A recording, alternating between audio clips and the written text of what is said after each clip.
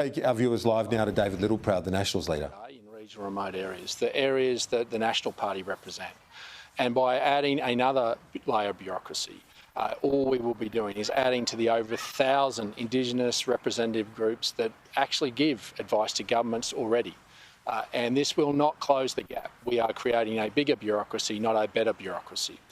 We came from that position, from the lived experience of representing those people, in that they want to close the gap and need local solutions. We need bureaucrats from Canberra out in these communities, talking to the elders, designing the programs from the elders and the local council in specific areas, not having a representative that cover hundreds of thousands of square kilometres and hundreds of communities that have different challenges and different opportunities.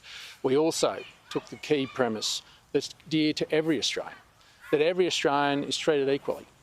Every Australian has the same voice to the Australian Parliament through the 227 members of the Senate and House of Representatives. Proudly, this country has elected 11 Indigenous Australians, not to represent Indigenous Australians, but to represent every Australian.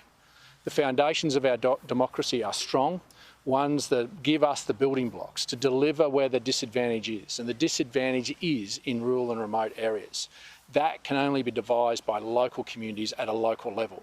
And having a voice through Canberra will not achieve that. We've lived that experience, and so the Liberals, in getting to this position, we welcome the fact that it took them longer to get to it, predicated on a more diverse church than the National Party.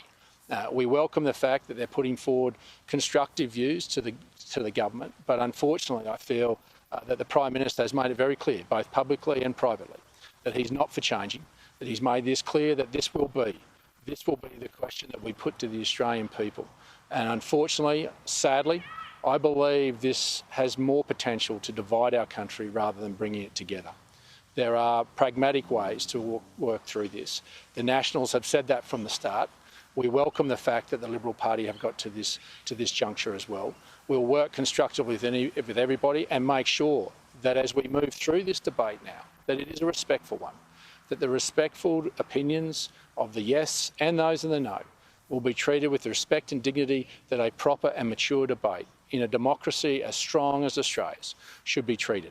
And we give that commitment and gave that commitment from the start, but it's important now that the Australian people understand exactly what the Australian government is asking them to sign up to.